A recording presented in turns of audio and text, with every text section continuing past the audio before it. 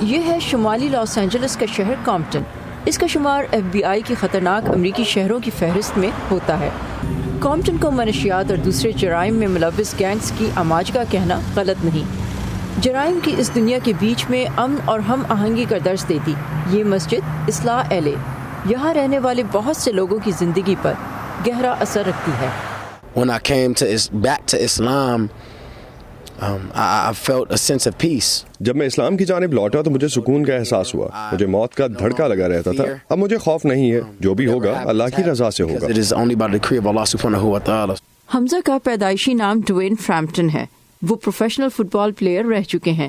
اب وہ NFL کے کھلاڑیوں کو کوچ کرتے ہیں. حمزہ کے والد نے 1960 کی دہائی میں کامپٹن میں امریکہ کے خطرناک ترین گینگز میں سے ایک رولنگ 40s نیبرہڈ کرپس کی بنیاد رکھی. حمزہ اپنے والد کے راستے پر چلنا چاہتے تھے لیکن گینگ والی زندگی کے دوران اپنے ساتھیوں کی وفاداری سے متعلق ایک واقعے نے ان کا انداز فکر بدل دیا اور اب وہ جرائم کی زندگی گزارنے والے اپنے پرانے ساتھیوں کو اسلام کی جانب لاتے ہیں.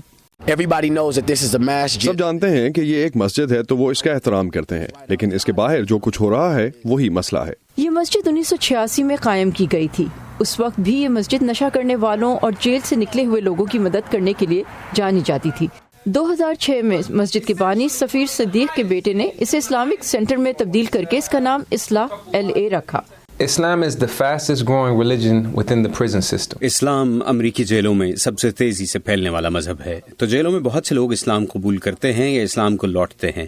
اس کا مطلب یہ ہے کہ ان میں سے بہت سے پہلے مسلمان تو تھے لیکن انہیں دین سے دوبارہ متعارف جیل میں کرایا گیا. ماضی میں مصطفیٰ جبریل کا تعلق بھی جرائم کی دنیا سے رہا لیکن اب مسجد کے ساتھ ان کا تعلق گہرا ہے. وہ مختلف پروگرامز کے ذریعے جیل سے نکلنے والوں کی مدد کرتے ہیں. African Americans that are getting together every week. بہت سے افریقن امریکن خاندان یہاں ہر ہفتے ملتے ہیں. پورا ہفتہ یہاں اسکول لگتا ہے جس کا پورا اسٹاف افریقن امریکن ہے. اس سے ظاہر ہوتا ہے کہ ہم استاد ہیں اور اپنی کمیونٹی کو خود پڑھا سکتے ہیں. اس سے یہ بھی ظاہر ہوتا ہے کہ بغیر شراب، ڈرگز اور موسیقی اور جھگڑے یا کینے کے اس قسم کی محفلیں ممکن ہیں. اور امام جہاد کا خطبہ بھی خاندان کی اہمیت ہی کی بات کرتا ہے.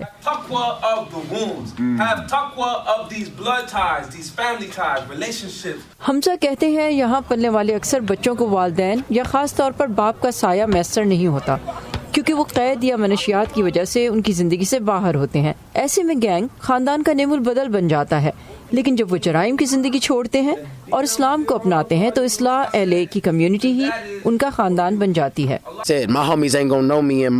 میرے گینگ کے ساتھی مجھے اس لباس میں نہیں پہچان پائیں گے. انہیں اس زبان کا پتہ نہیں. انہیں وہی پتہ ہے جس انداز میں ان سے بات کرتا ہوں. تو اگر ہم ان سے ان کی زبان میں بات کرنے کا طریقہ ڈھونڈ کر ان سے بات کریں تو انہیں شہادہ کی طرف لا سکتے ہیں. اپنے عادات بہتر ہو سکتے ہیں.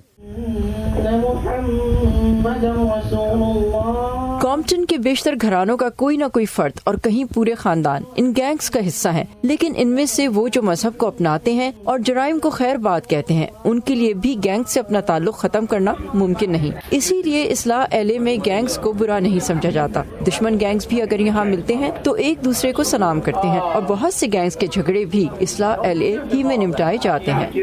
Saba Shah Khan, Voice of America, Compton, California.